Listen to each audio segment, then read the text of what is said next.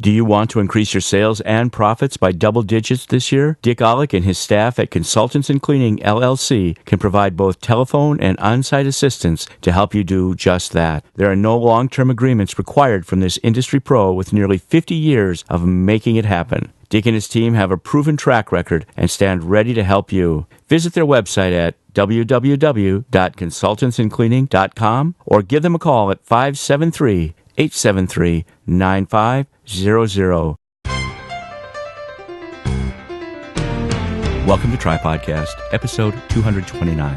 It's Monday, July 16th, and Dick Ollek asks, how much time and effort do you put into finding employees compared to writing the perfect proposal? In this Tripodcast, he shares some tips and tricks for writing effective ads for new employees. Let's listen in. In this session, I want to talk with you about writing employee ads that work. You know, in today's economy, I realize most of the time you really don't need to be advertising a lot because people are walking in the door wanting to work. And many of them say, I'll take anything just to get a job, which is not in reality true, because if it isn't something they want, they'll not keep it anyway. However, you know, you still have to create ads when you're maybe starting a large project, when you're needing to maybe terminate a large group of people, or maybe even starting up in a new city.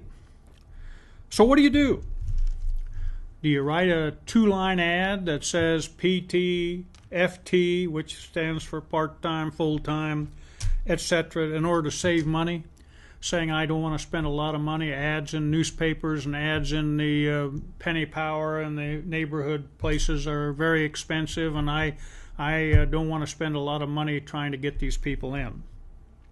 You know, I think that's really interesting because sometimes in sales we'll spend thousands of dollars making, you know, wonderfully leather-bound proposals to a prospect, and we don't spare time or money to get that job.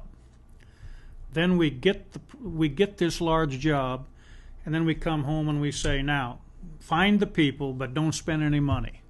Now wait a minute. There's something that's not logical about that. We just spent a lot of money to get the job. Don't you think we ought to be spending a lot of money, if we have to find the people that are right for that position? So let me suggest to you that you can write some successful ads, and they don't have to cost a lot.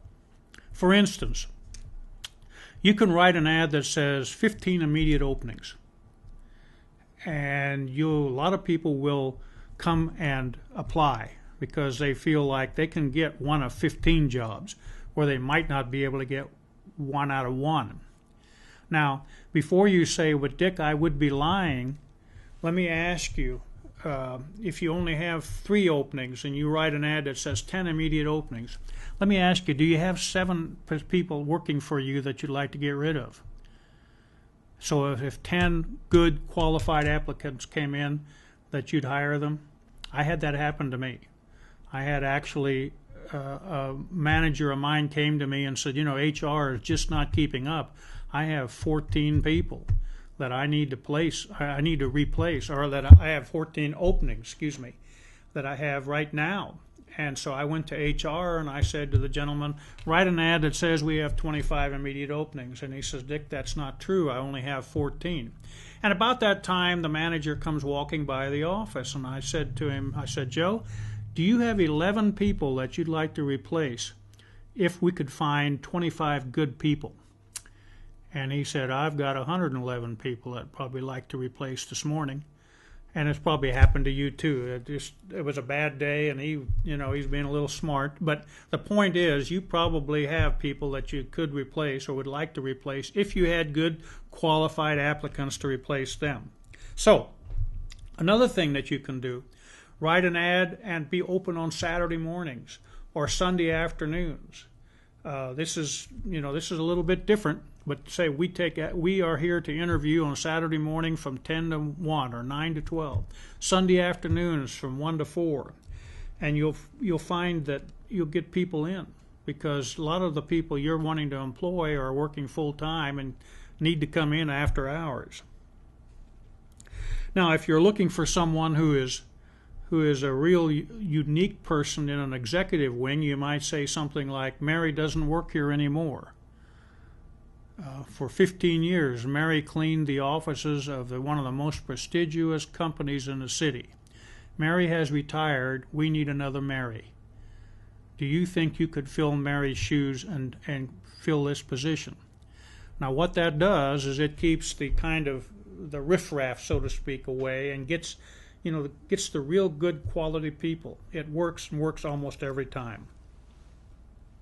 Now, the other thing is when they come in, interview them right then. Don't say, well, we only interview from 2 to 4 or 3 to 5.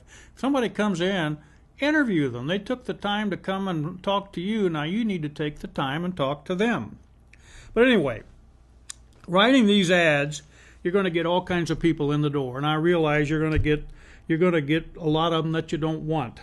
But you're going to get a lot of people in. And in those lots of people that are coming in the door, you're going to get some that you really do want. So let me suggest to you, try it sometime. You just may find some really great people. You've been listening to a Tripodcast, short video and audio presentation about important topics in our industry. If you're a current subscriber to the Tripodcast, thank you. We appreciate it. If you're not yet a subscriber, please check it out. It's free and it's easy. Come to www.tripodcast.com, enter your email address on the right-hand column, and click subscribe.